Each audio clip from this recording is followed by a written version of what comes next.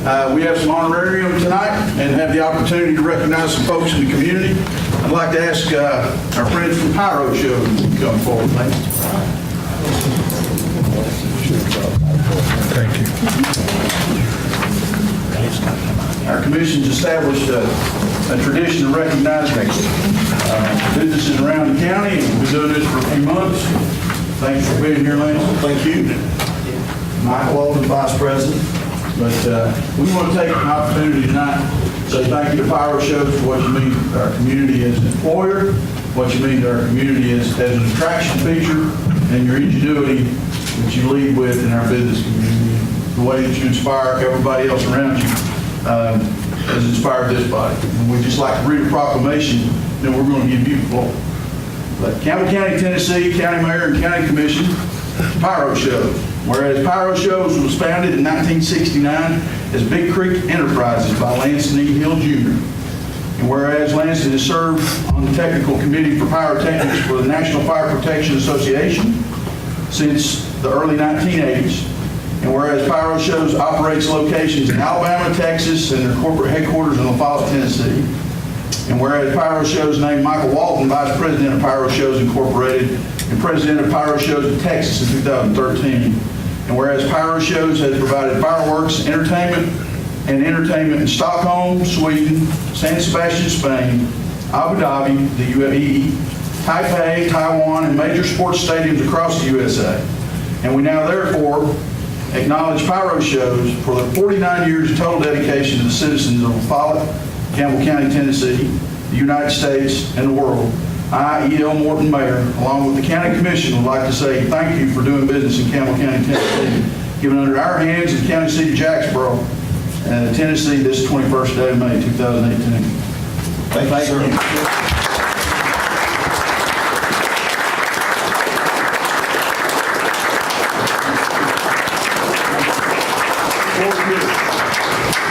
Well, we didn't come with any prepared remarks, and all I can say is some things that I've said several times. First, thank all of you for the recognition.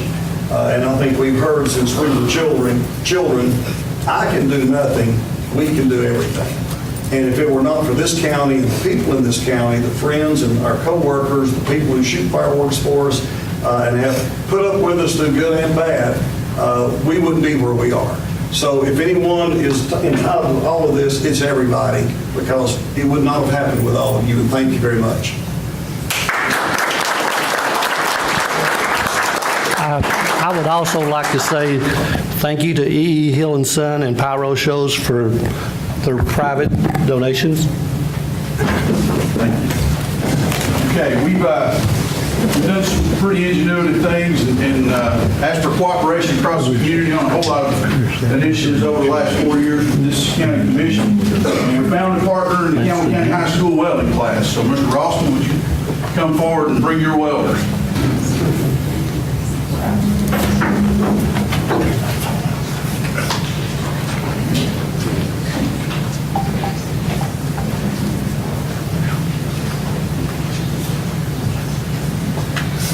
Campbell County Sanitation Department has moved more tonnage in the last 2 years than we ever have in the history of the department. We move different classes of waste to landfills, and it puts a lot of wear and tear on the equipment and makes it very difficult to maintain. But this welding program has come through for us with some cost savings and some very good work to provide equipment for our community's use. And I'd just like to read a citation. Campbell County, Tennessee, County Mayor and County Commission to Campbell County High School welding class. Whereas Campbell County High School has taught a welding class since 1976, and Chris Ralston took over the program in 2015. And whereas Campbell County High School welding class started repairing 6-yard containers for the county in January of 2018. And whereas they refurbished 14 containers at a cost of less than purchasing one new container. And whereas 29 students have participated in the project using their welding skills and introducing them to the business side of welding with written price quotes and invoices. And whereas this project has also helped with establishing and maintaining pride in our community, the students are proud of their work and their contribution to improving the facilities at our county sanitation and waste management sites And whereas this class is supported by the student body, teachers, parents, administrators, county offices, and now therefore, due to their total dedication to learning and training, I, E.L. Morton, would like to proudly name Tuesday, May 22nd, 2018 as Let the Sparks Fly Day in Campbell County, given under our hands in the county seat of Jacksboro, Tennessee, this 21st day of May 2018, the E.L. Morton Campbell County Commission. Mr. Ross, thank you.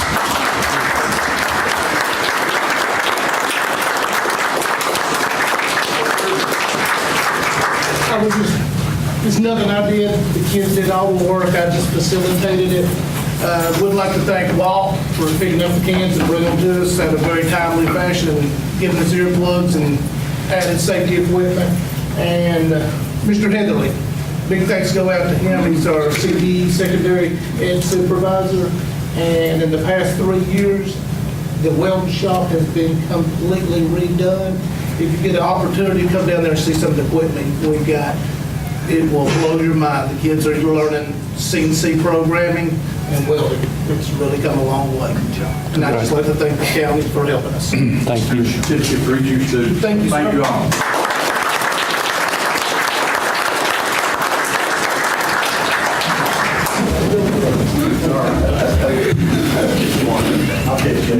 You know what,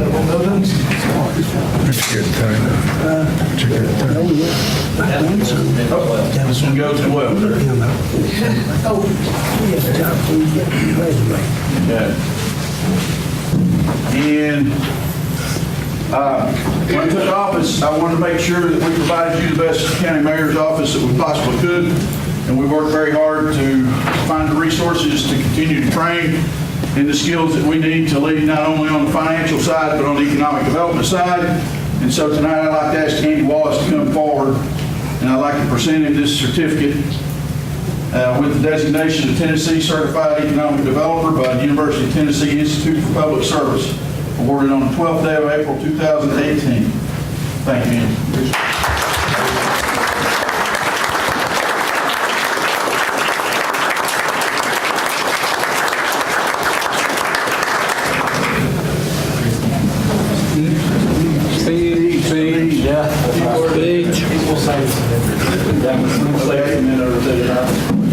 We've got a guest speaker here. Isaac Jones.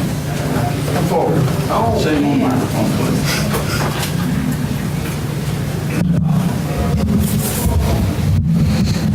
Isaac came to my office talking about a very important topic, and he's taking some initiative, and we want to give him an opportunity to talk to you about how we're going to move forward.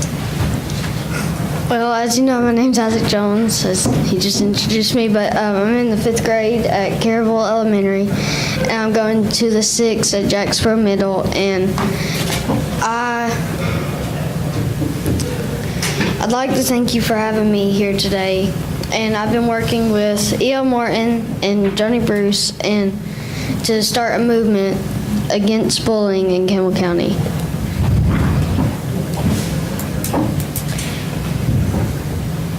We're proud of you. Thank you for coming.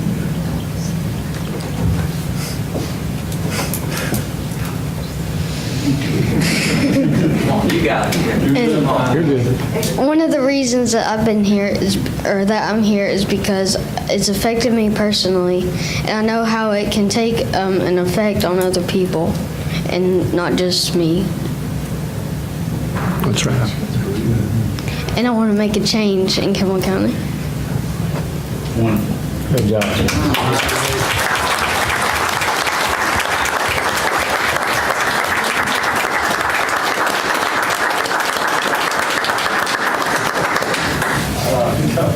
It's like I spoke to you a moment ago, I'm my fourth time on the school board. So what's your idea to improve the board? Having like fundraisers and giving out T-shirts and bracelets, and I think that I want to call it "Let's Get Loud About It," and yeah, and so people can talk about it, and it's not just something, people can talk about it, and they can trust people about it, and like I was talking with EL when I went to his office, and I was thinking about having the Texture Tip, advertising it a little bit more, so people could text if somebody was bullying or if they've been hurt at home, because that's where it mostly comes from is at home, and then it spreads to the schools, and then it leads to more things like crime and drugs and possibly even suicide sometimes. Has your situation got bad? Yes. Yes.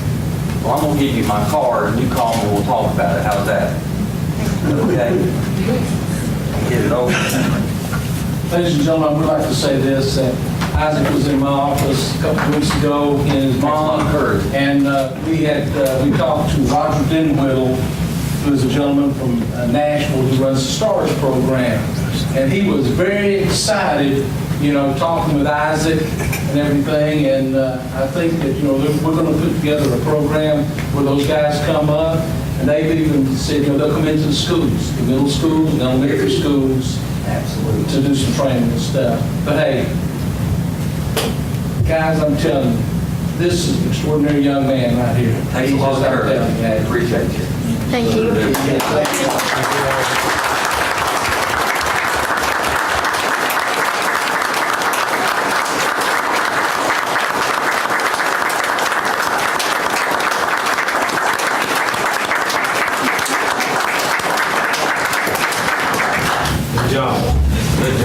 We were a little short notice. Saturday night was movie night at Loners Young Park, and we're going to continue to do that monthly. And so, Isaac, I want you to plan on one of those nights being Stop Bullying Night at Loners Young Park for our movie night. Okay? We'll plan that out for the very next one that we do.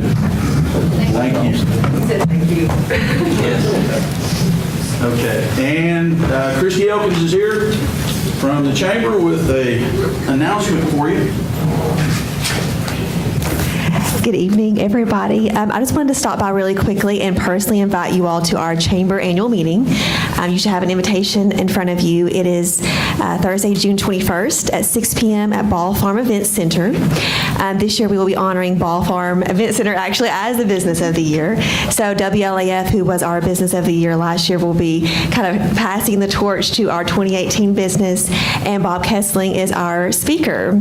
So we would love for you all to be there, and if you can, just call our office at 566-0329 and let us know if you'll be able to attend. And DW Catering will be feeding you supper, so you don't have to cook. So while I'm here, do you all have any questions about the Chamber or how things are going?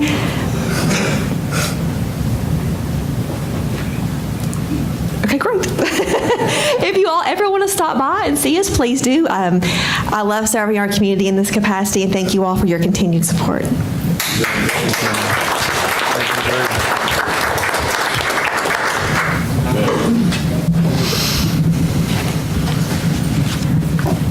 All right, we'll move to our agenda items. First item is approval of previous meeting minutes. Check in. Y'all checked in, Alan? Yeah, we done checked in. Okay. Motion approved, Mr. Chairman. Okay, I have a motion by Lori to approve minutes, second by Goins. Any discussion? Please vote yes or no and press confirm.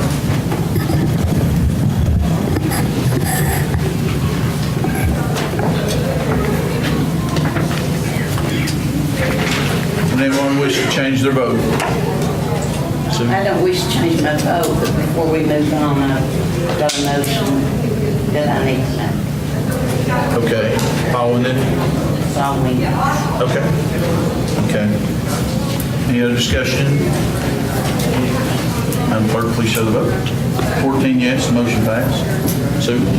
Okay, I need to make a motion to suspend the rules to allow Teresa Dabney from Czech to speak. She's in the audience. And we've had the discussion back and forth at least 2 different times concerning the funding. And I think we need to hear her speak. Okay, do I hear a second? Second by Ayers. Any discussion? Please vote yes or no on suspending the rules. Ask Ms. Dabney to speak.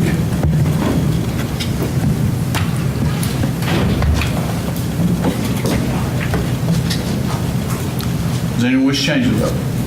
Seeing none, Madam Clerk, please show the vote. 14 yes. Teresa? Welcome.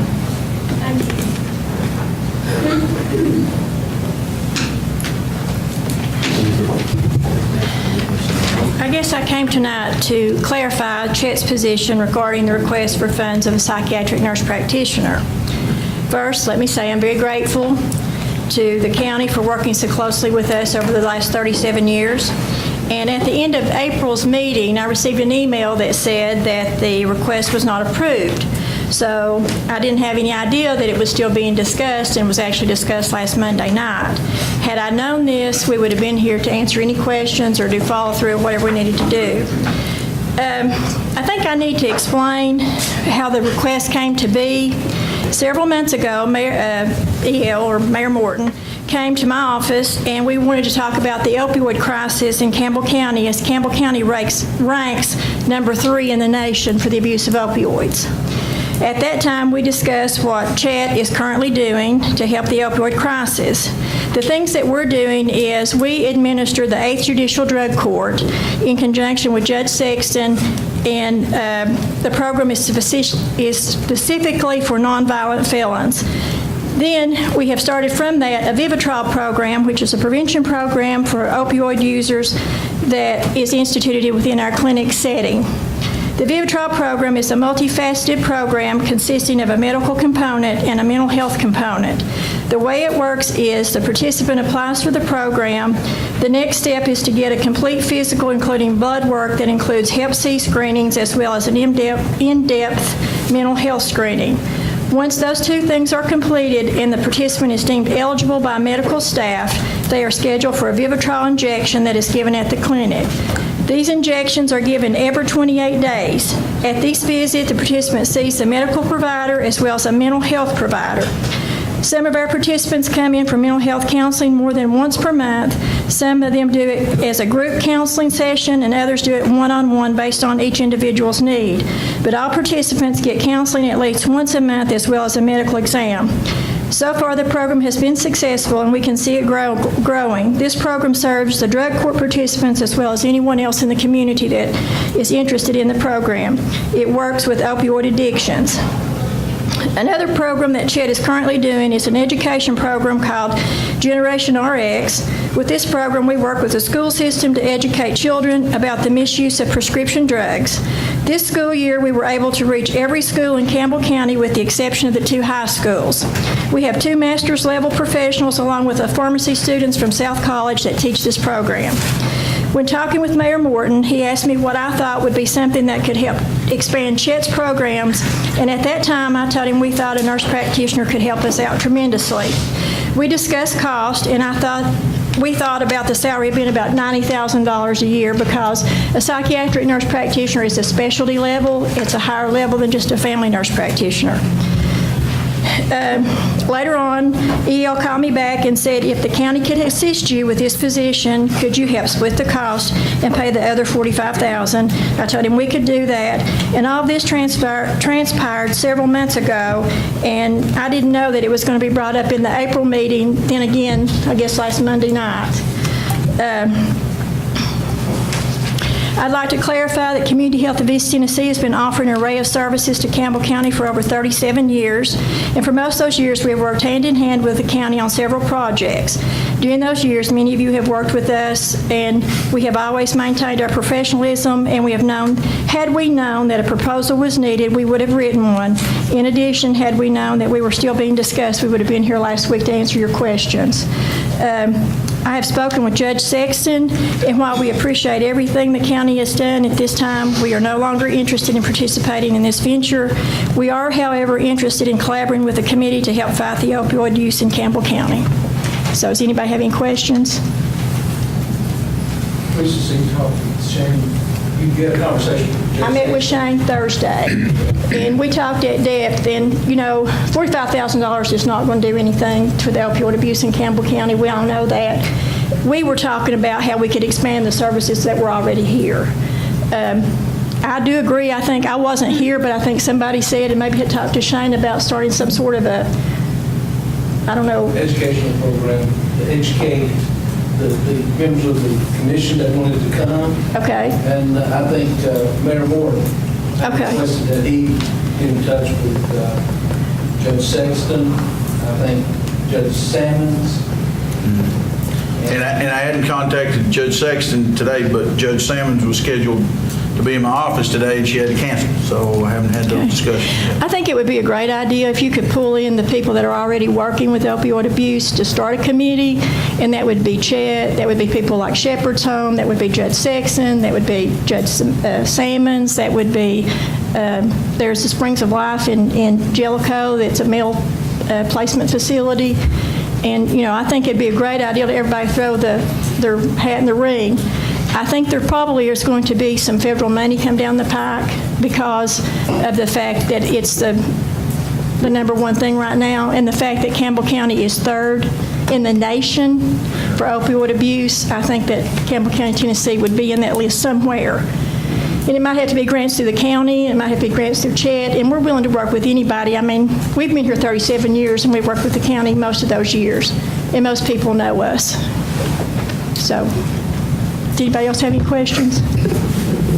We'd actually discussed an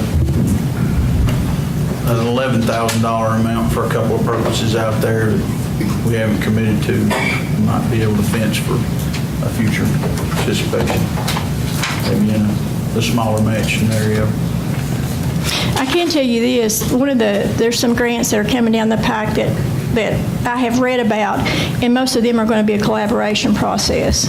And the more people you're in collaboration with, the more likely you are going to get funded. And that's why I say, when I talked to Shane Thursday, we had a long talk, that if we could go ahead and pull in the people that are already working with this every day, and then pull in some of the commissioners, or all the commissioners, whoever would like to be a part of it, I think we could expand on that.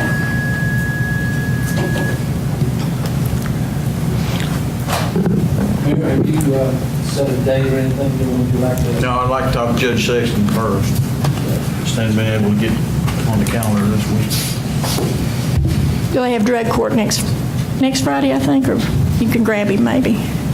Next Friday? I'm not sure. I'll email you. I think it's next Friday. We're at the TCSA conference till Thursday, starting in the morning. Yeah, I'd love to be here Friday. Okay. Thank you. Mr. Chairman, I want Mr. Orr. to tell you I appreciate you coming down, Ms. Dabney, talking to the commission. I appreciate Chad, and I'm sure the commission does too. But I think we kind of should have had this meeting way beyond when it got to this point. Right. And Well, I wasn't aware what's going on. We wasn't either. But we appreciate you coming in. We'd had the discussion maybe a year ago. Yeah, months ago. And the first resources that we didn't have tied to something was the tax sale. And so I want to make sure we at least had an opportunity to get something good out of that before it disappeared. And what, I'm sorry. Go ahead. All I was going to say is, and what I'd like to see is if we do this, I think it needs to be a county thing, a county-wide thing, and like I keep saying, pull in as many resources as you can.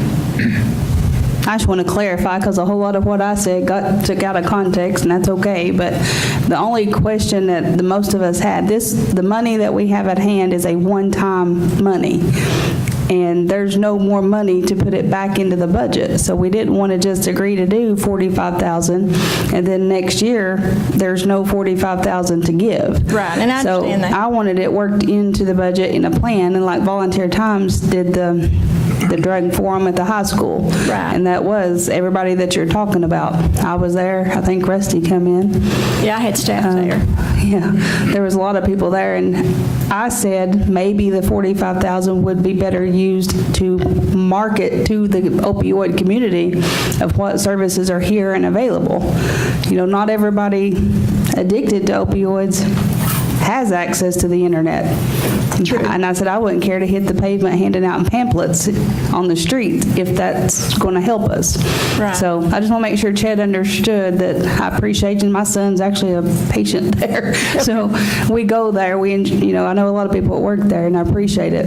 But my standpoint was I didn't want to throw $45,000 at something and it not be a continuation, something that was truly going to help. So. Right, and I understand that, and like E.L. said, we had this conversation a year ago, so And at that time, that was our need. And we just, by doing that, we felt like we could expand upon the Vivitrol program. The Vivitrol program has been very successful for the people who choose to do it, but I can tell you right now, if they don't choose to do it and they're not ready, nothing's going to help. We learned that quickly. Thank you all. Mr. Mayor. Commissioner Davis? Kristen, last year Scott Stanfield, he tried to get drug testing done for the county, and they said that the county, we couldn't force and do a drug test on nobody to see if they was on drugs and we could help them. I think what Stanfield was trying to do was stop them, help them while they're on drugs, before they lost their family, before they lost their job, and before they went to prison. But when they get in prison, they can force them to take the drugs. And we were trying, where Scott was, I was just backing him up on it. It's all his idea. He's sitting over there. But he was trying to get them help before they got in there. Are there something we can do? Are you talking about like an employer drug testing? Employee, anybody that's on. It's my understanding, Chet has an employer drug testing. As long as you have a policy and you follow your policy, you can implement it as long as the person knows that when they're hired. We have a drug testing policy. We pick randomly 25 people every 3 months and they're drug tested. You work for the state? No, I work for the Community Health of East Tennessee. The state pay your in your pay? I mean, I'm going to send they're sending back to us, tell us we couldn't drug test. No, it's not, it's not state. And I know Mr. Coker's working on he don't have to answer it tonight. I just shortly asked him about if it was legal to force someone to take a drug when you can't volunteer give it to them, so. Yeah. When we implemented our program, it was if you have a policy and you're following your policy, then you can do that now. It may be different for county, state, whatever. We're a private, not-for-profit. Okay. Thank you. Scott? Teresa, when I started doing this, when I first came, it was my goal to, I'm not saying anyone that works for the county has a drug problem, but I think that, and I still believe, I think we should have one in place, even if Nashville says it's against their Fourth Amendment right. I think, if someone needs help, then the county should be the first one to be there to help them because they're our employees. And, no one's going to come for help, especially if you don't have that law. That's the only thing I was trying to do. Right. I wouldn't, everybody, if I have a problem with the county, but I think we should have something in place. I think every municipality, whether it's government or a private business or what, I think the constitutional rights was designed for everyone, not just a few. Right. But apparently Nashville don't see it. Well, the post-legislative conference is one we came back from last year, and we had Dr. Lloyd was there, and the folks that produce Vivitrol were there, and kind of got everybody all revved up and said, hey, go out and see if you can find opportunities to support this. And that's kind of where it started. So we're 12 months further down the road. But Dr. Lloyd, he gave his testimony. I mean, he was addicted and everything. Remember how many pills a day? I think it was 90. It sounds unreal, but it's... He even sat in a parking lot at a drugstore while he was on vacation. You could see the hotel room where his family was staying and contemplated on robbing that drugstore. Oh, my. Now he works for the state. He was a good speaker. right, he works for the Commissioner of Health, Yes. Dr. Reisner directly. Oh, You ever really? get a chance to hear his testimony and everything? It's something everybody needs to hear. Mr. Chairman, Mr. Orr? one more thing I'd like to say, when Maria and I had attended the drug coalition that the Volunteer Times had hosted, I was amazed of how many people in this county is working to fight opioid abuse and drug abuse. It was amazing to see those individuals, and most of them's churches, people that is faith-based.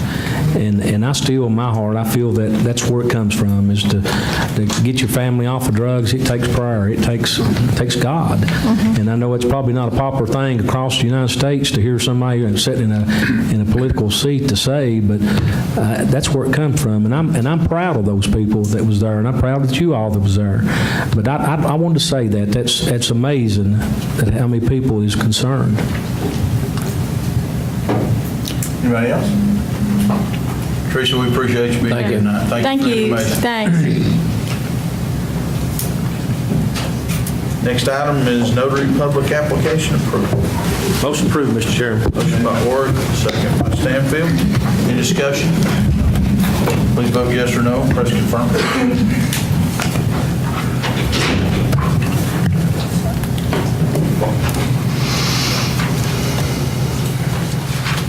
I need to declare a conflict of interest. My name's on there. Yes.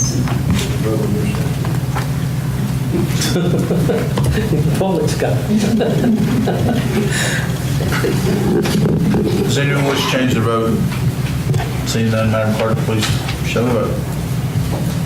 14 yes, motion passed. Committee reports and minutes. Most approved, Mr. Chairman. Committee reports minutes. Second. Second by Bruce. Discussion. Please press yes or no and press confirm.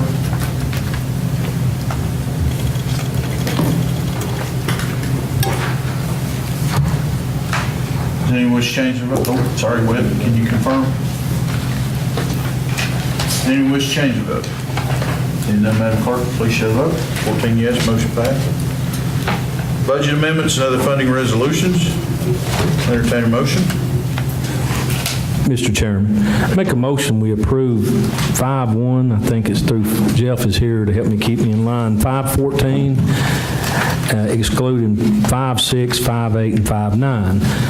515, I'm sorry, I was trying to go through them here, I made me a little footnote. 5-1 through 515, excluding 5-6, 5-8, and 5-9. I think 5-9 was tabled, but we'll go ahead and vote on them, somebody else has a motion.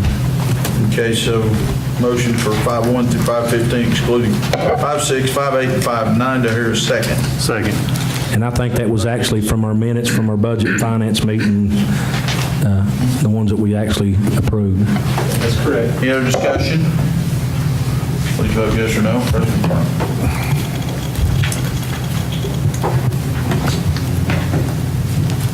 Does anyone wish to change the vote? Seeing none, Madam Clerk, please show the vote. 13 yes, 1 no. Commissioner Weldon. Motion passed. Approval for payment on the monthly travel card. I'll entertain a motion. So moved. Commissioner Kitts, Commissioner Goins. Any discussion? Please vote yes or no and press confirm.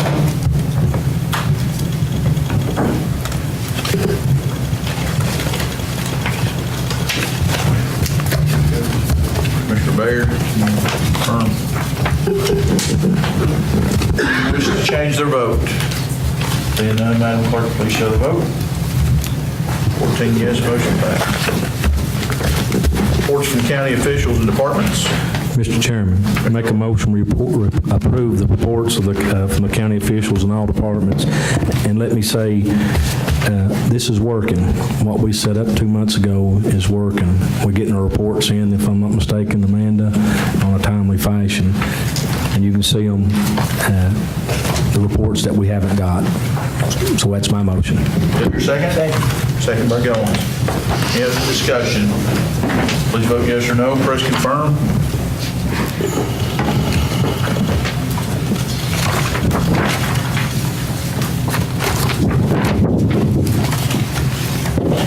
Commissioner Goins, Commissioner Baird, can you confirm?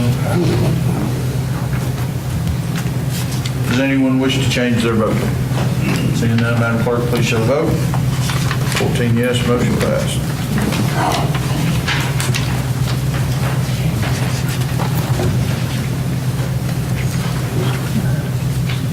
We have a listing for reports from organizations receiving funding from the county. Are we? I think there's actually a motion Mr. Stanfield was going to, I think, bring to the table tonight, wasn't it, Scott? Okay, so we didn't prepare that for vote tonight, so we'll wait for your motion. Thank you. Okay. Other matters, we had an info piece from Urban Forestry. We had handgun items from Sheriff's Department to be declared surplus property. What's the pleasure of the commission? Mr. Chairman, I make a motion we approve the handguns to be declared surplus property. I think it's in our booklet. Motion by Ord, surplus pistols, second by Bruce. Discussion. that motion is to include authorizing to be traded in as well. I'll add that to my motion that they'll also be traded in for, that we can receive. I think we did this in the past a couple of times when the weapons gets to their longevity. Okay, the motion's amended to include authorization for trade-in as well, and seconded by Bruce. Any other discussion? Please vote yes or no and press confirm.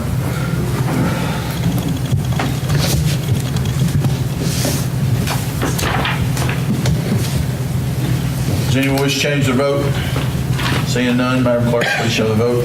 14 yes, motion passed. Next item is retiring Canine Cowboy, a 9-year-old Marine Lab, to be declared surplus and awarded to handler Captain Jeremy Goins for the remainder of his life. What's the pleasure of the commission?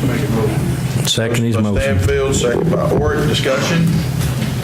Please vote yes or no. Press confirm.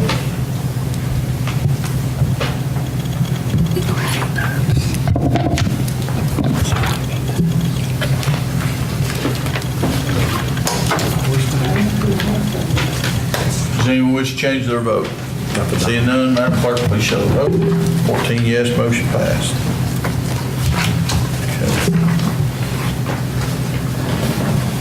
Okay, first item I have is surplus of the old cardboard baler at the sanitation department.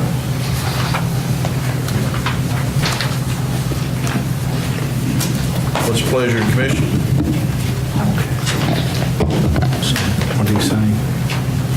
Surplus it. You want to surplus it? Surplus the old baler. I'll make a motion. Okay. Second his motion, Mr. Chairman. Motion by Davis, second by Orrick. Any other discussion? Mr. Chairman, are you going to authorize it to go for bids? Is that what we're going to do? Are we going to try to sell the old baler? Yes. So you want your motion to include and authorize the Okay. bid? And authorize for bid, my motion. Okay. Motion's amended to authorize for bid for sale. Yes, sir. And agreed by second. Orrick, any further discussion? Please vote yes or no and press confirm.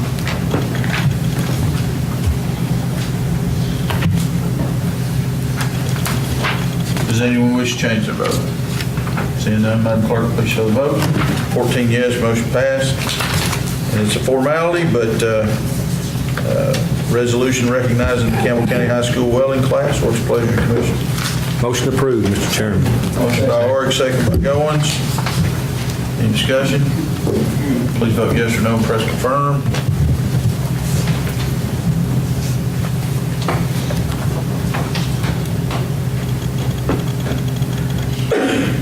Does anyone wish to change their vote? Seeing none, Madam Clerk, please show the vote. 14 yes, motion passed. Next item is naming Jerry Myers as the point person for our open records request. It's a pleasure to commission. Mr. Chairman, I make a motion that we appoint Ms. Myers as our Open Records Commission. By Orrick, do your second by Higginbotham. Mr. Chairman, I think that should also include and adopt and follow the CTAS model policy that we had sent previously. Yes, sir. Modified to reflect that we will adopt and follow the CTAS model presented previously. And second? Yes. Mr. Chairman, we've done that before. It's just a formality that we go back through it again. Any other discussion? Please vote yes or no. Press confirm.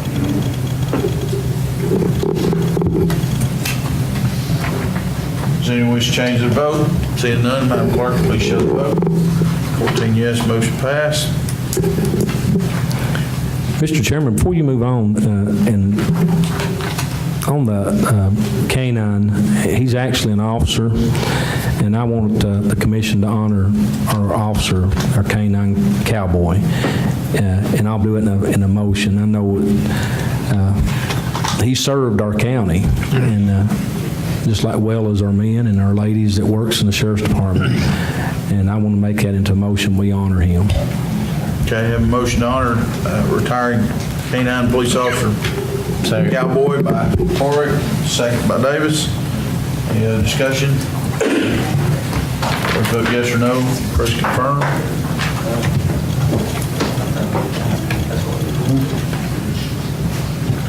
Does anyone wish to change their vote?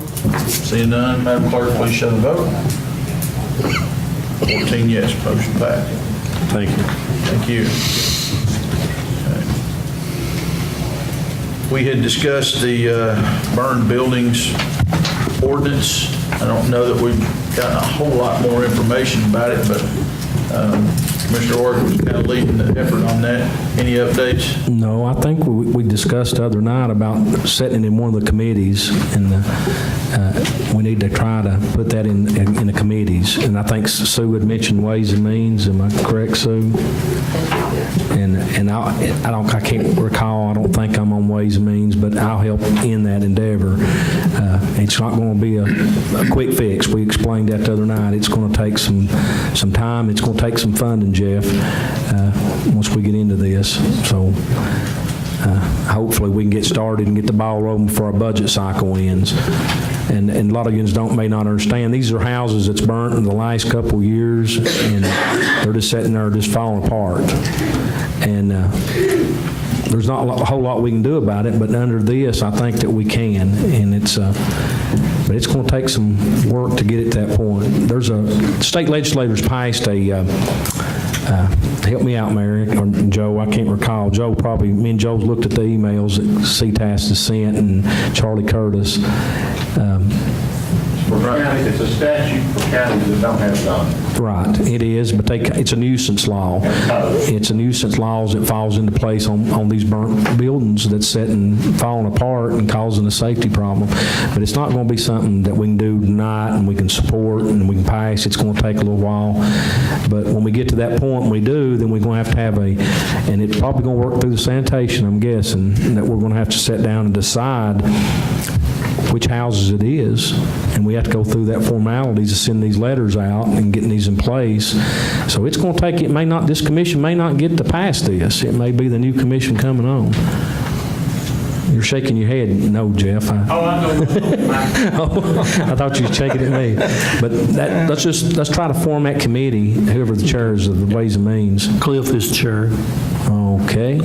Cliff, Whit Goins, Forster Beard, Charles Beard, and Dwayne Kidd. Who's the vice chair? Charles Beard. Mr. Baird, since Cliff is not here, can you try to schedule a meeting the next 2 weeks and try to get that to that place in the road? At least that we can get the ground broke, maybe for the new commission coming in, or if we get to stay or whatever, the ground to be plowed. So hopefully. Mr. Chairman, can you explain exactly, are we going to expend county funds on private property with or without the permission of the landowner through some new? That's what that law. Joe probably can explain. I'm going to put him on the spot tonight. Nuisance properties, yes, that's the idea. And it's law, but the cost structure is that before you start collecting fees, you don't have any money. So when you go and take the structures down, you put a lien on the house. Contractor's going to look at you and say, I need my money, or we're going to have to appropriate equipment and operators to go take it down ourselves. And the cost incurred, you add to the tax bill for next year, is the way you recover the money. So there's at least a 1-year fiscal cycle where you're behind the money, and you're going to have to be able to go the cost. Anybody know what the statute number is? I'll send it to you, Jeff. Okay. And Joe, I think Joe may even have it. I have sent to all of the commissioners. I know sometimes there's a lot of email going out, and you probably don't read every piece of it. I think Mr. Morrow probably has. But basically what it does, the statute, we don't have codes or an enforcement officer at this point. It allows the commission, if you choose to do so, to set up a process by which some person who would be empowered enforcement officer would send a citation to a violator. You would have to decide what a violation is, and that person would have a certain period of time to either correct it themselves or appeal it. And there would be an appeal process that would be set up within this statute. The commission would have to decide how you would want to do that. And then, if we still didn't fix it, assuming that the appeal turned out in your favor, Then at that point, the county would have the authority to enter upon the private property, tear it down, fix it or clean it up or whatever you would need to do. If it's just overgrown or about to fall down or whatever. And the cost of that would then be made a lien against the property and added to the tax bill, and it could be enforced the same as any other delinquent tax if they didn't pay it. So like a special assessment? It's like a special assessment, yes. But you'd have to have money set up, to implement it. Somebody would have to be able to enforce it. There's going to be some expense involved in that. And it may not be something that's suited for our county. I mean, once you get digging into it and you look at the cost of it, but we all sit here and we've had people come in here, and it's not zoning, don't misconstrue, it's not zoning. But when you've got places that's burnt and been sitting for 3 or 4 years and they become a danger to society, and sometimes it's people that's moved on or it falls back into the banks or the realtors, and they won't do nothing with it. They just leave it sitting. I'm Is there any sorry. liability on the county's part if in fact they proceed to do something about it? Once they clean it up, does the county have any future liability? We're just starting to kind of break the crust loose, Jeff, and trying to figure out. That's what it is. It's like play on the ground. It's something that we've not got involved with, and we have to get to the point that we understand it. You don't just never jump into something without you understanding. I hope the commission, we've always kind of opened our eyes, this commission has, before they vote on something. Most of the time. Interesting point that he just brought up there, would you have the liability? I had never thought about this, but I could certainly see some instances where you would, if in the course of doing this kind of work, you broke into can of worms of some kind that was concealed and not created any hazard, then you probably would have some kind of a duty to remediate. Well, it's something that we need to look into, and the only way I know that we can look into it as a whole is forming into a committee, and then we can decide if it suits us or not suits us, and what we need to get the game plan on. I'm just beating the horse to death. We need to move on.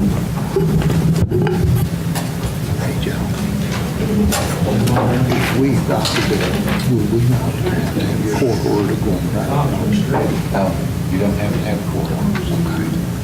Okay, got a couple other items here. Litter grant resolution, touch that one first. We have for approval for the year, resolution to reapply for the Tennessee litter grant. What's the pleasure of the commission? Motion by Stanfield, second by Goins. Discussion? Please vote yes or no and press confirm.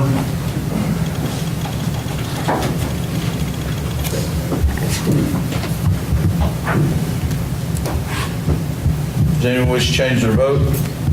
Seeing none, Madam Clerk, please show the vote. 14 yes, motion passed.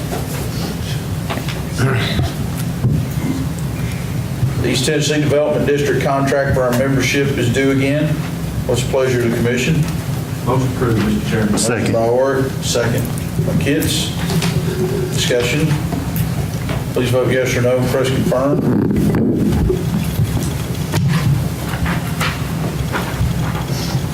Does anyone wish to change their vote? Seeing none, Madam Clerk, please show the vote. 14 yes, motion passed. Okay, we have a TBA grant for $12,000 for Burns Young Park. What's the pleasure of the commission? Second motion. Second by Orrick. Any discussion? Mr. Chairman, this is the same one that we applied for before and we hadn't got to use. Correct. Okay. This allows us to use it for other purposes.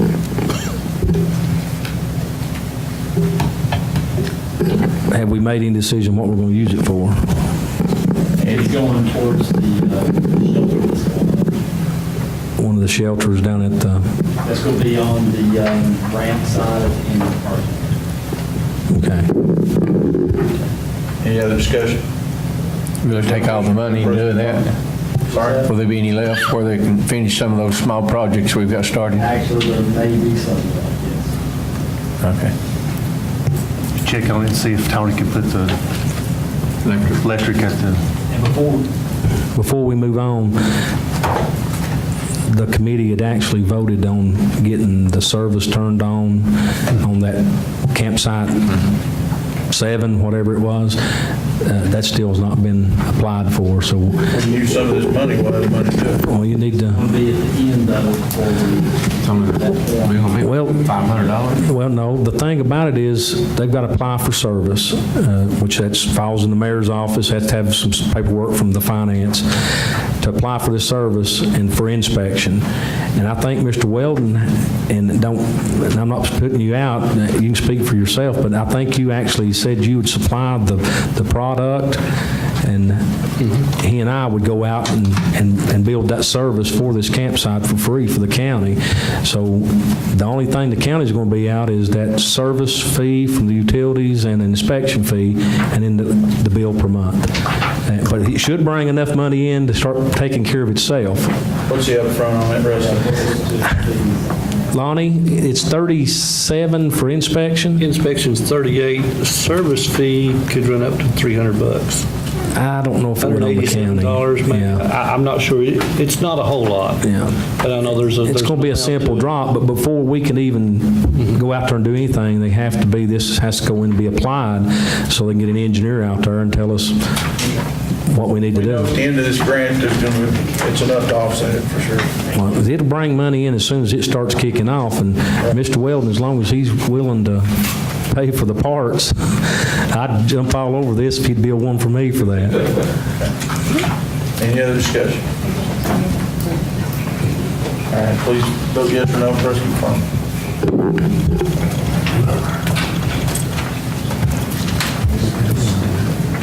Mr. Colmar, confirm. Does anyone wish to change their vote? Seeing none, Madam Clerk, please show the vote. 14 yes, motion passed.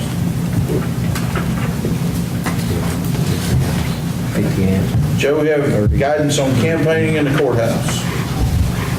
Bring us up to speed on Everybody, the different answers that we received from CPAS and since the workshop meeting.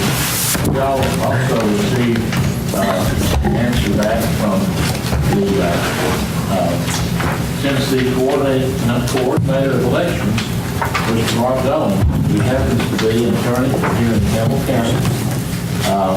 And he pointed out a couple of other statutes, and today I sent those to you. When you review the Tennessee Code Annotated 219-201, and the one that followed, which is called the Little Hatch Act, it doesn't appear that it would apply to the type of activities that we have discussed in this meeting.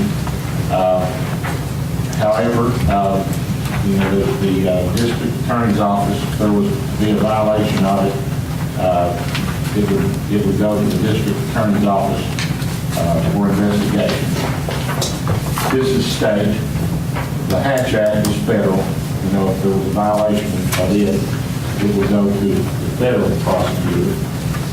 And then he also quoted 2-2-203, which is prohibited acts by registering agencies, and says that anybody who violates this is guilty of a Class C misdemeanor.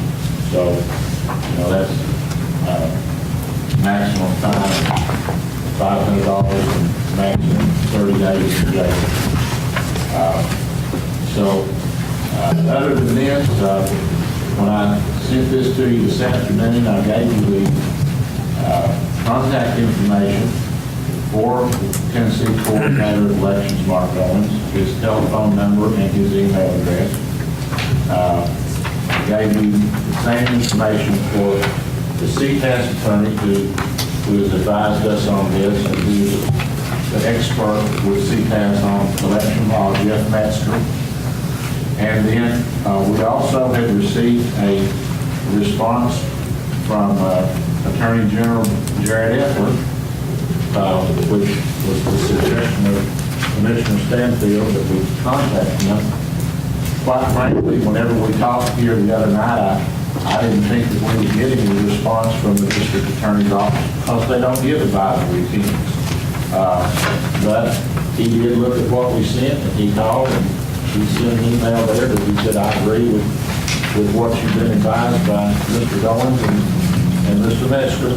So, that gives a little bit more authority to it. And any of you that want to contact these people directly, you've got their information where you can do that.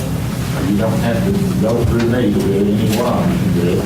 And I would encourage you to do that. And I also just reminded you here that several years ago, they took away the right of county attorneys to request attorney general opinions. The state attorney general in Nashville is the attorney general for the whole state of Tennessee. The district attorneys work under him.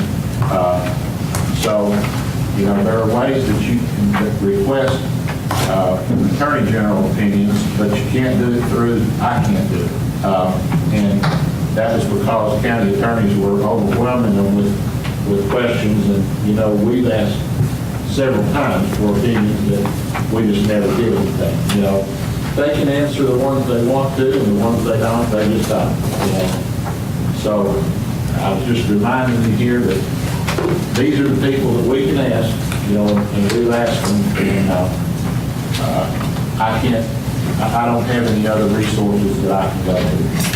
Joe, can you read the paragraphs 1 and 2 into the record for us from Mark Goins?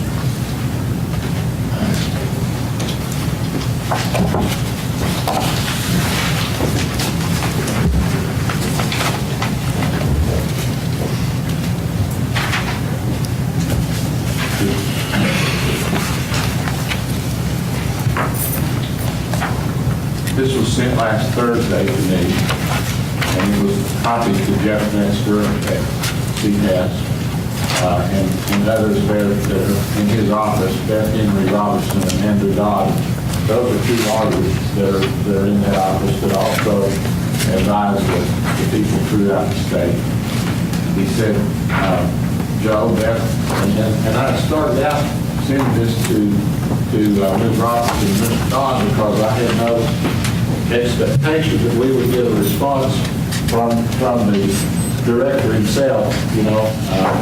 And again, it's unusual that we would have a person in that high position from Campbell County. And those of you that are here for the first time may not remember, Mr. Goins used to be a state representative from Campbell County. So anyway, he says, Joe, Beth and Andrew forwarded me your email because I'm the attorney in the office that has been working on an issue somewhat related to your questions. My information is in addition to the guidance that Jeff S. Metzger, not Barlow, has already provided. You mentioned concerns regarding the parking lot of the courthouse used for early voting in a prior email. There is a pending Supreme Court case that touches on this issue. More information about that case, including an amicus brief that Tennessee filed, can be found here. It gives us 2 links about that. That's not really what we're talking about here. Pertaining to this email thread, although the statutes below are not enforced by this office and are outside my authority, you may find them of interest. Number 1, regarding the campaign activity in some county offices, Tennessee Code Annotated Section 2-2-2023 designates the offices of county clerks and offices of county registers of deeds as voter registration agencies unless these offices are located in the same building as the county election commission office. If these offices are in a different building from the election commission office, they must serve as passive voter registration agencies. As such, Tennessee Code Annotated Section 2-2-203 prohibits a person who provides service in these offices from seeking to influence an applicant's political preference or party registration. displaying any political preference for party allegiance, or making any statements to an applicant or taking any action, the purpose of which is to discourage the applicant from registering to vote. Violation of the Class C misdemeanor. And then number 2, the Little Hatch Act, Tennessee Code Annotated Section 2-19-201 et cetera, prohibits certain type of activity. The Little Hatch Act was amended a few years ago and was broadened to encompass more employees, specifically school employees. Because Tennessee Code Annotated Section 2-2-208 makes a violation of these provisions a Class C misdemeanor, the District Attorney General has the authority to enforce these statutes. Thank you for your patience in receiving this response. Please let me know if you need anything else. I miss Campbell County, so it is always refreshing to see an email from home. Sincerely, Mark Goins. So those were the responses that we received from him, and the district attorney concurred with that. He concurred with what Mr. Messer said.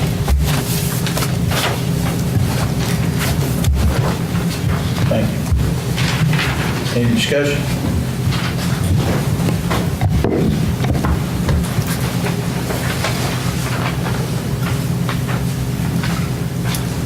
How many offices is that in the county that could be in violation? How many, do we have any, or all of them, or? No, I mean, from what we've been advised and from what I understand that's been described to me, that activities that would be there are not prohibited under these statutes. Thank you. Say that again, Joe. From what has been described to me as what is occurring, it would not appear that any of those are in violation of these statutes. There's not anything being done here to discourage people from voting, which appears to be the primary function of one of them, or to promote a political party or political preference for a party.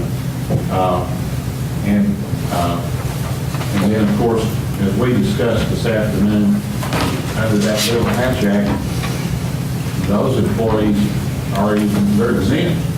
You know, the ones that are running for office, it specifically says that they are exempt. If you want me to, I can read that to the commission as well. Sure. Okay. Please do.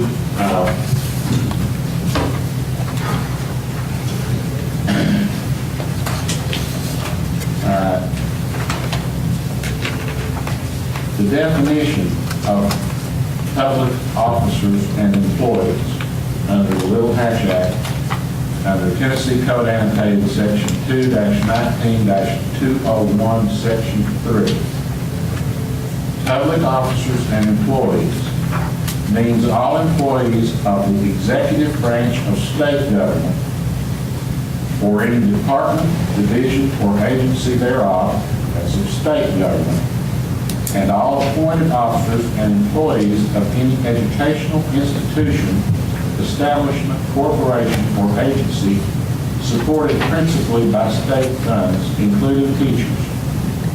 Then it goes on to say, very important here, popularly elected officials elected by the General Assembly, qualified candidates for public office, members of the governor's cabinet, and members of the governor's staff are expressly excluded from the provisions of this part, except for the provisions of 2-19-202, which I have included to you. Those people are exempt.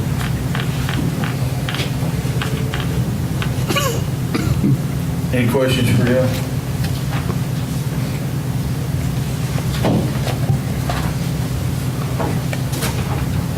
And you circulated all that to all the offices, county government? The one I did, and there's those of you that don't have email, can you see that they get copies of those? And again, if any of you have any other questions about this, You've got the telephone numbers and emails from the three people that are most authoritative to answer them, and you can contact them directly, as well as any member of the public could. You know, it's not just you, I mean, anybody could ask them. You know, I've been advised that I have to confine my advice to use public officials. You know, you're my clients. I can't just start answering questions that people fire me from the general public. I can't give advice to you in the media or be giving advice to other people that would tell you what an answer was you might have before you even had a chance to ask me. You know, that's not the way the practice of law works. You know, I have an attorney-client relationship with you, and I am bound by the rules that I have to follow in that regard.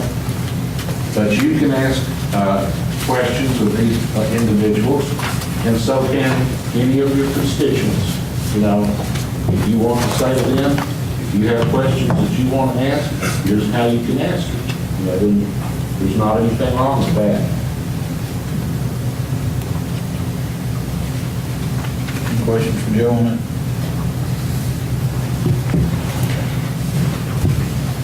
Okay, last item I had was, did we do the budget amendment for the tractor air conditioner? We didn't have There wasn't one for the tractor. Budget amendment for the tractor, Jeff? Don't know anything about the budget amendment for Air conditioning, no need. no need, that's what I thought. Already taken care of. And it's been fixed, to my understanding, today. I got a call. It's only $700. And appreciate Walt for getting that done. Yeah, Mark Montgomery called me morning to thank you and Walt for, he got in this morning, party struck up, and it was very cold. He said he appreciated it. And I was supposed to announce that Cliff Jennings has got the flu again. It's the reason he's not here. He called me just before I got here. He's sick again. Okay. All right, Andy, anything else? Did I miss anything? Commissioner. Okay, Commissioner Bruce, I think we still got to contact Judge Sexton. We moved the Jacksboro Middle State Champion golf recognition to next month at the request of the coach. And Isaac did a great job. Anything else? I think that's it. Commissioner Davis. Your portion. Am I the only one got anything?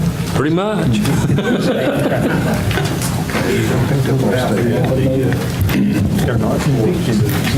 I started discussing with you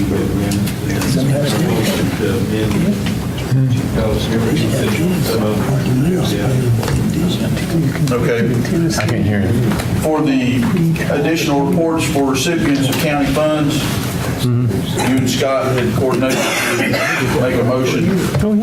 made a motion To refine that list down to a certain number, maybe. Yeah. You was going to give exemption for the fire department, wasn't you? You wouldn't have to turn it in but once a year. Turn in once a year, but mine was going to be, I think it's due on January the 31st. We have some, it's 2 and 3 months late. That gets the 5013C, so I'm wanting to put a penalty on it if they don't get their paperwork in on time. They divide the days, 365 days into the amount of money they get a year, and that's how much money they lose a day for every day they're late. And that's on everybody or just? Everybody.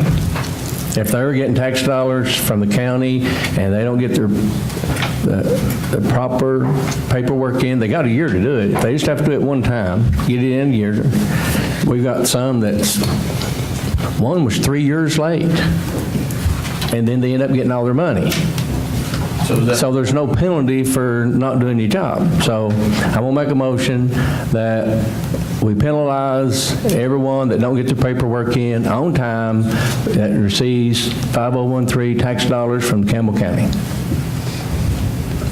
Any idea of how to penalize? Divide the days of the year into the money they get. If they get $16,000, divide that, that'd be $1,333.33. So that was what they would lose a month for being late.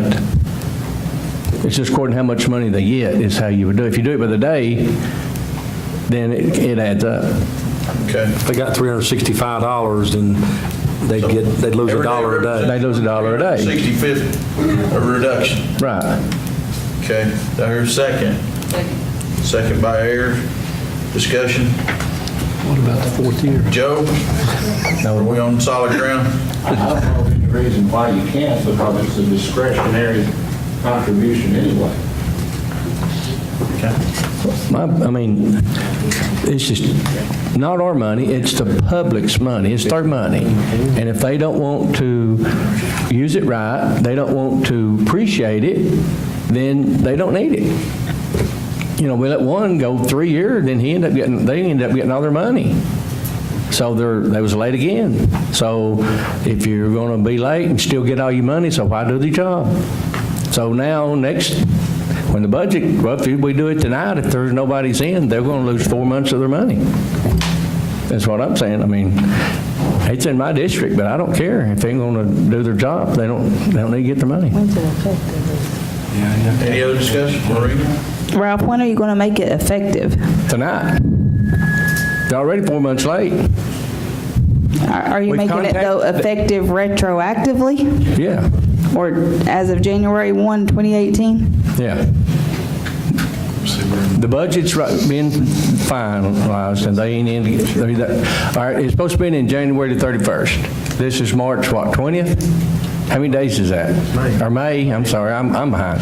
I got stuff coming. Nearly 4 months, and some of them don't have their paperwork in. Don't they have to have 1st of July and get it in? No, they have to have it in by January the 31st, so that the finance department can do their job. I guess the question I have, the fire departments are on a calendar year, Right, but they have to have their... and we're on a fiscal year.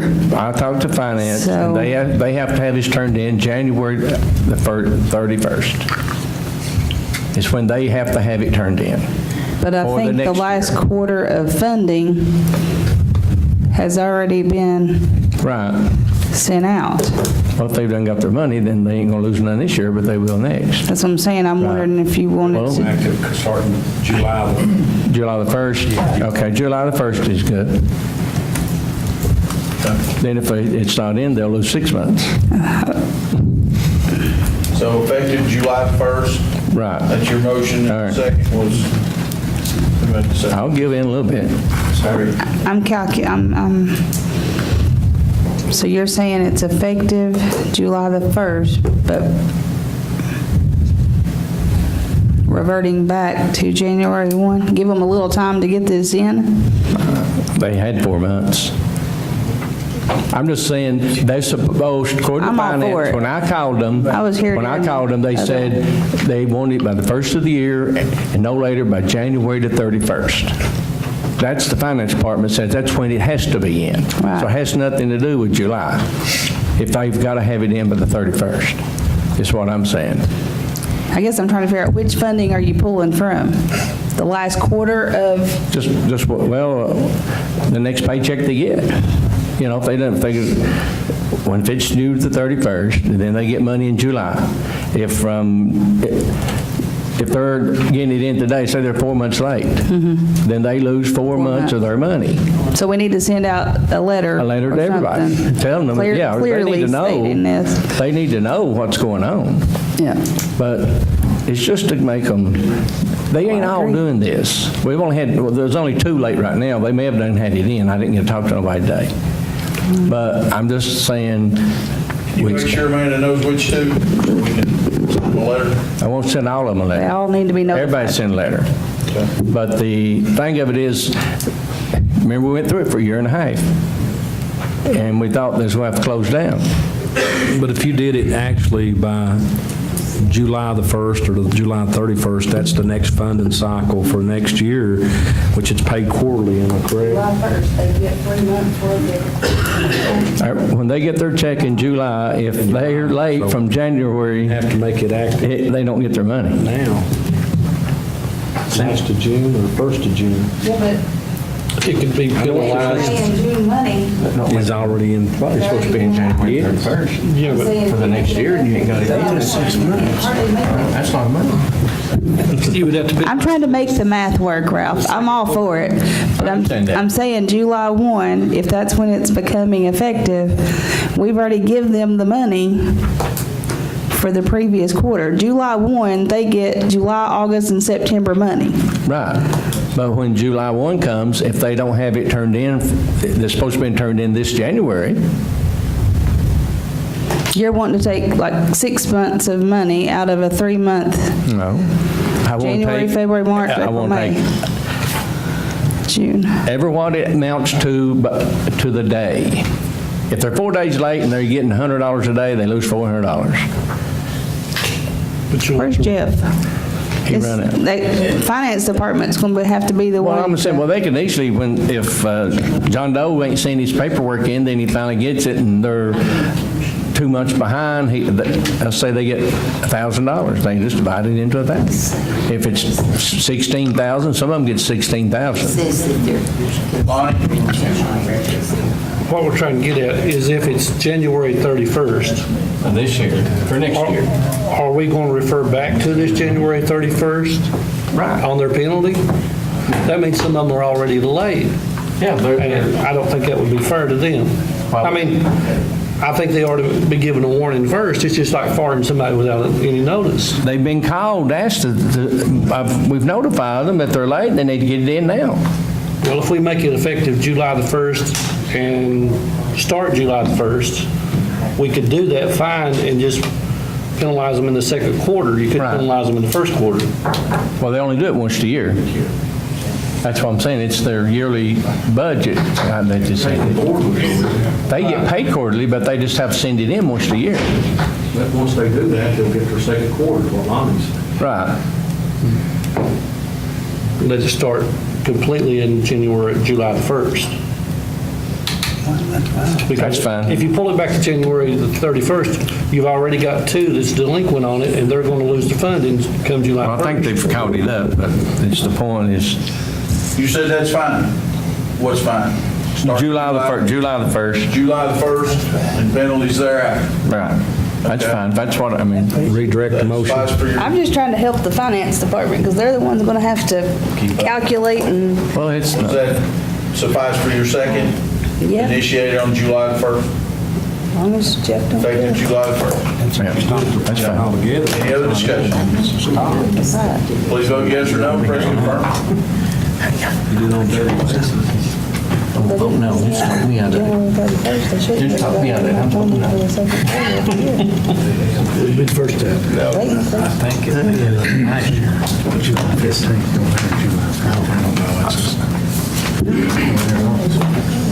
Anyone wish to change the vote? Find that right here.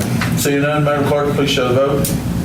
10 yes, 4 no, being Charles Baird, Johnny Bruce, Clifford Colmeyer, and Sue Nance. Motion passed. All right, you have One more. for the record. Pardon? You have a read for the record? Yeah. Gonna make a motion, I want to read off the accomplishments of the commissioners, all commissioners for the 5th District. What's the motion? Then I read off all the accomplishments we've all, the 15 of us, has done for the 5th District. Have a motion by Davis, second by Stanfield. Any discussion? Please vote yes or no, press confirm on the reading of this record. And this is, we're voting on where you can read this into record. Did I vote?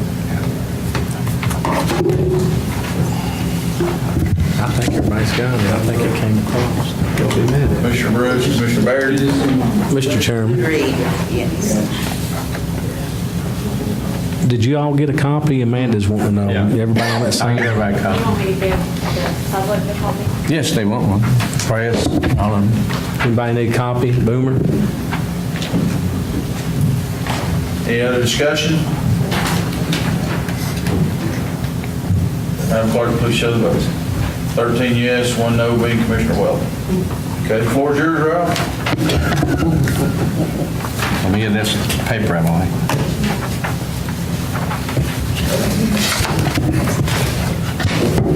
First of all, I want to thank y'all for supporting me and Carl and Foster for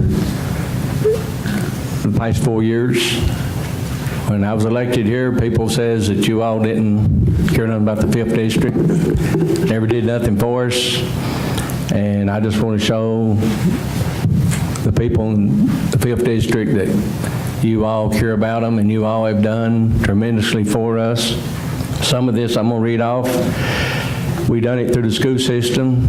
I don't know if it's on yours or not, but if you all know, first thing we all did when we share, you all did it. The 5th District had 5 schools, had 2 SO officers. Now we have 5 schools and we have 5 SO officers. That's a total of 3, and every year that's $750,000 that you all have given to the Sheriff's Department to support the 5th District over the past years that we've been here, just supporting them. Total 5? Yes. Okay. And then, I like to grab, I've got $5,000 in gravels. My sister-in-law called me and said, my granddaughter's at White Oak School, and she comes home, eat up with bugs and dirty, and said, they've got sawdust and mulch in the playgrounds. Can you help us out?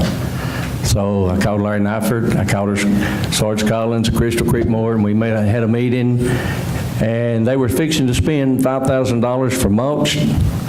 I got them contact, and they got all the gravel and everything fixed for $5,000.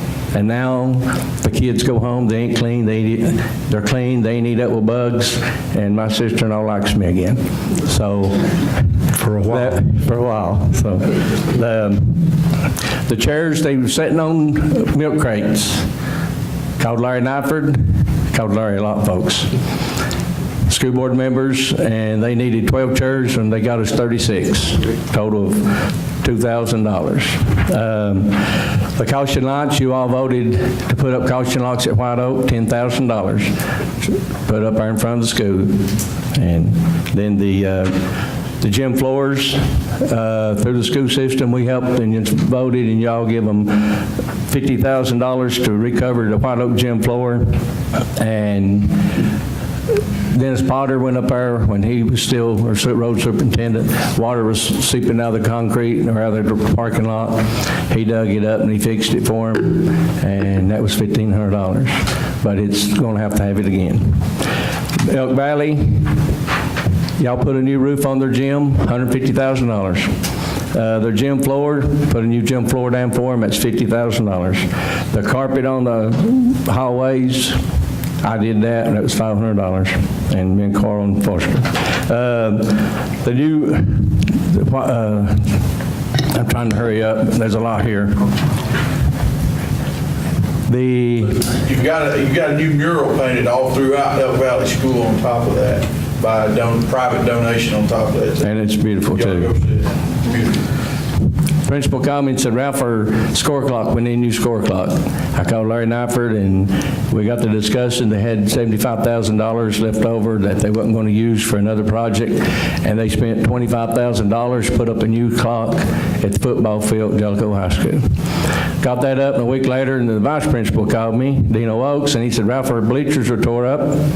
It takes 15 kids to pull their bleachers in and out. Can you help us out? I called Larry Nyford.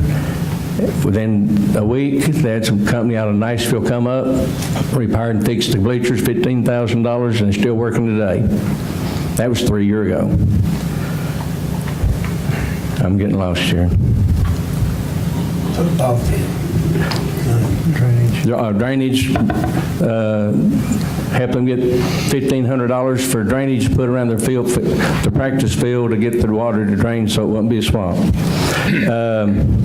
I mentioned the 3 SO officers. Wynn, Bob Baldwin called me and said, Ralph, I need my floor worked on.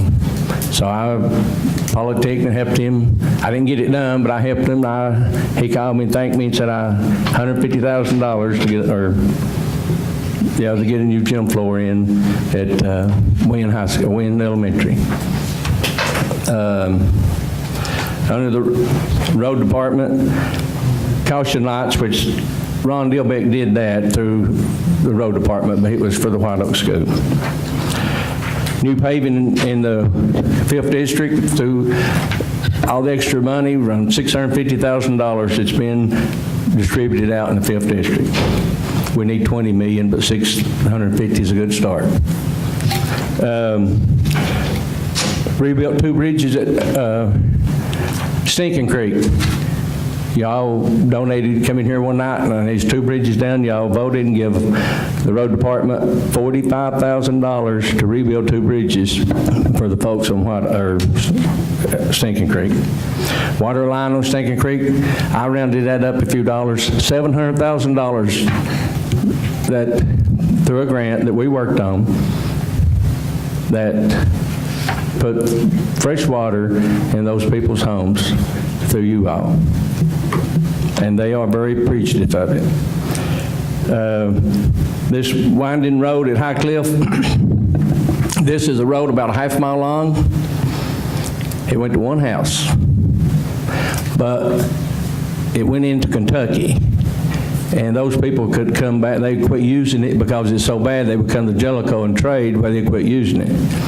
But this gentleman that lives in the end of this road, when I coached for 20 years in high school and all over the county, he sponsored me every year.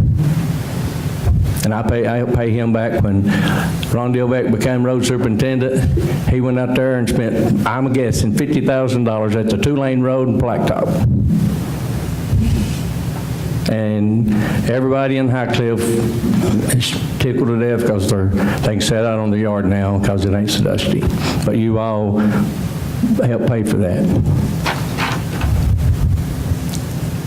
Garbage storage building. Y'all just did that one.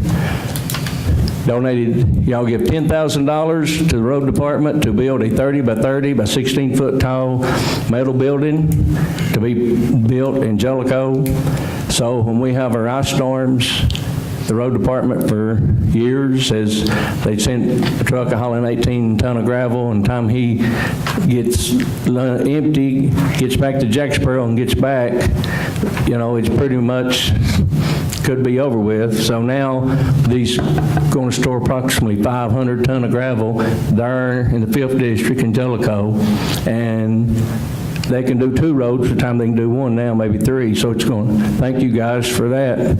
That's going to make it safer and better for everybody on the other side of the hill. The guardrails.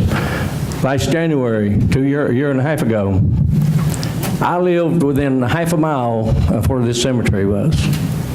I've seen cars in there religiously. Never dawned on me that I could have helped get it fixed.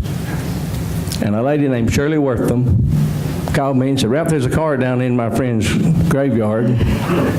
Happens every 6 months. Can you do something about it? 10:30 at night, I called Ron Dilbeck, and I went out there and measured it, and he got me a quote. You all give $10,000 to put up that guardrail, and the road department donated $8,000 worth of guardrails to put that up for the people in the 5th District. Water testing at Ivydale, y'all voted $10,000 to test and see if we could do something for Ivydale and try to get them water. Spent $10,000 for testing. We didn't like what we come back with, but you all done it. There's a church over in Newcomb. Right in front of it is a 3-foot cupboard, about 14 foot long, falling in. Y'all don't give $3,000 to buy a new cupboard to have that fixed.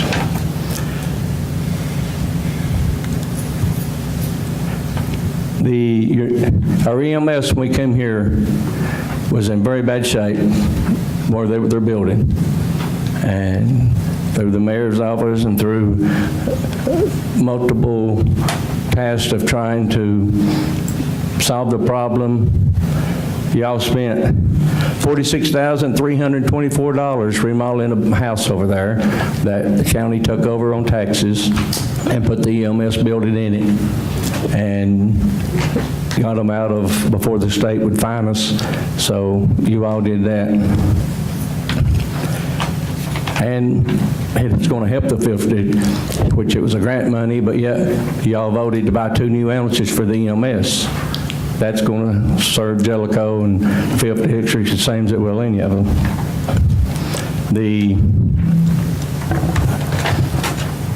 I'm about half done, don't worry.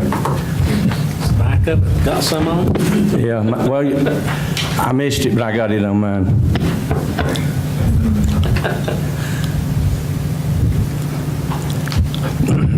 This one is hopefully going to turn out, we'll know more about it here pretty soon, but just recently, we passed a resolution to donate 7 acres to bring in 100 jobs to Jellicoe.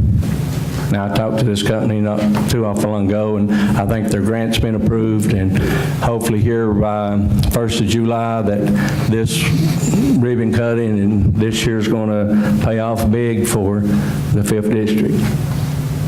And someone said, well, you didn't do nothing. What were you instead? You all allowed to donate 7 acres of land to bring jobs, and we all need them jobs. We finished a project probably took the Railroad Spear at Jellicoe. We voted and started that and finished it, $400,000. It's finished today. And if these jobs and everything comes true, we may need to be adding an extension to it.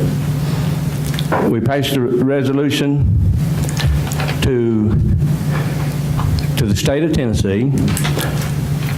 I can't remember, Rusty and Dwayne and maybe Higginbottom hand-delivered it to the governor and request that not only would they take over the 17 miles of Stinking Creek and pave it and make an alternate route, requested that they would pave all the state roads in the 5th District. Well, since that resolution, I talked to the state the other day, but they wouldn't say yes or no, but since that resolution's been in, they have paved $3,550,000 in roads in the 5th District. Highway 90 from Morley to Claiborne County line, that was $900,000. From Pioneer down so far, and then they did Jellicoe, they did 25W from Morley out so far. Their plans is to fix it. They've rebuilt 2 new bridges, $2.5 million, and they're finishing 2 more. So we ain't been just sitting here. Now, this, well, as humble as I can tell you guys, Ralph Davis thanks you. Without you all, none of it would have been possible. Oh, and I missed one. And you also striped Stinking Creek Road for in the wintertime to safety of the kids. That's $11,000. And as we speak, Rondell Beck is in a meeting with Ken Yeagert tonight, and they're discussing whether the state's going to take over and pave Stinking Creek Road. We should know something real soon about that. So if that happens, it wouldn't have happened if you guys, one or two of you jumped on that wagon before I ever got a chance to when we first got here and brought that up. I didn't. But I jumped on the wagon and rode down the hill with it because it was going to help me. But I think my 2 biggest disappointments, I didn't get the clerk's office built in Jellicoe, and so far I wanted to do 2 new gyms, one for White Oak and one for Elk Valley. They need gyms real bad. I've put in for grant money. And if I can get that, I'll be a happy man. I'm not satisfied with what we got done, but I'm tickled to death. And I love you all, and I thank you. Andy, how much is the BMT grant going into Jellicoe? That's $350,000. So I had that one. Can I actually make a comment? Sure. And you think it's going to go the wrong way, but it's not. A lot of people has asked me, and I've served a few years, may not get to serve no more. That's left to the public. But every time that it seems like election comes around, people always says, what have you done? And I said, well, the bills has been paid. The lights are still on. That's our job. And what above that is a blessing. So you can see, it's a thankless job. But we do a good job. The commission does a great job of keeping the bills paid and our employees paid and the lights on. And it's sometimes it's not a very thankful job for people to say thanks, but I thank you too. You just go through the heat and the sweat and you work hard, and I appreciate you. You also had a upgrade for the Southeast Kentucky Rehabilitation Industry parking lot that first year, and it's scheduled to go again here real soon. Oh, that total, I forgot to tell you all the end of it. $3,153,824 is what you all have helped us three commissioners from the 5th District do above and beyond what we're supposed to do. Thank you, and God bless you. Thank you. Thank you, Ralph. They also got the internet. Broadband grant. I can think it, but I can't do everything. I'll tell you, there's a lot more that we've left off here. I don't know how many. Well, let me say this, since it's my floor. Someone said, you just work part-time, you don't do nothing. I think last week I went to my 242nd meeting. We only were supposed to go to 98 in a 4-year term. And about everyone who's just been here, somebody show up when they need on the committee. I believe you just want to make sure I don't mess it up. But, but I'm saying, we work. We don't get this done by sitting at home. And I've said enough. Thank you. Thank you, Ralph. Okay. Dwayne? Let's see. I think we'd spoke earlier about the electric out at the Lonus Young Park, I think. Andy, would you get a hold of the engineer department at Fall Utilities? You'll have to go and get requisition PO, and take it up there and pay for it, Andy. Somebody has to go in on behalf of the county and sign off for that to get started. What would be a contact name up there, Mr. You need to go see Steve Baird. You know Steve Baird? If you don't, we can ask that fellow right over there.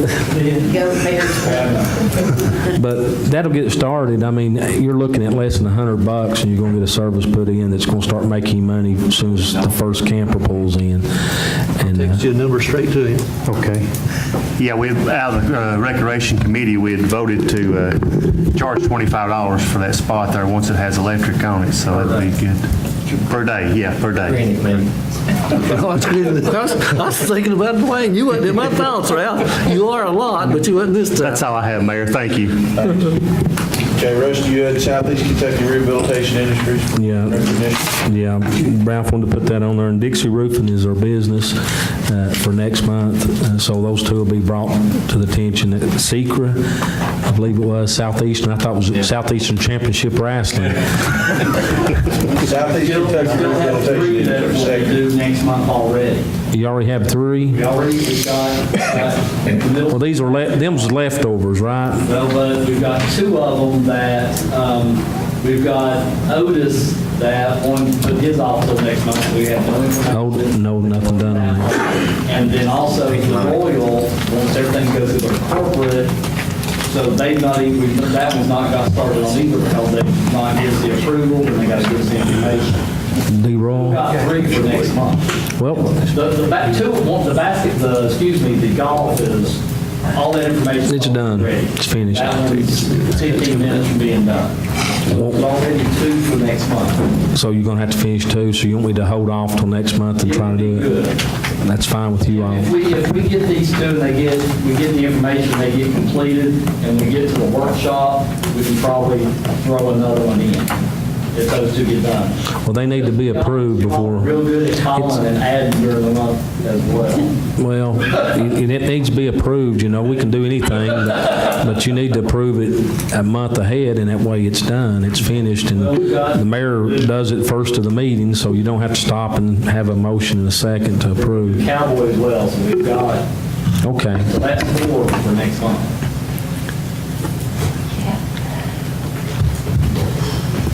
And it's not, actually, it's not funny. I mean, those dogs, Oh, no, I think that was very well done.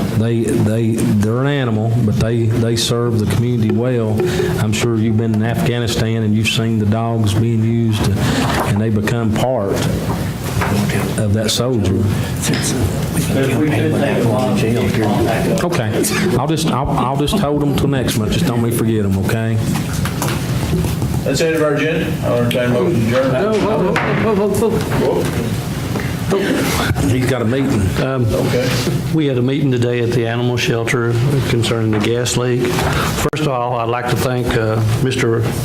Brian Keith, he's the branch manager from Holston Gas, and also thank Damon Evans, he's the propane manager there, and also thank Eric Jones. I appreciate their professionalism for showing up and taking care of the situation. As of right now, we have no leak at the animal shelter. We will continue to monitor it, but then again, all props goes off to Holston Gas. Thank you very much. One other thing, do we need to set another meeting for the Lonashung, for the property at Lonashung?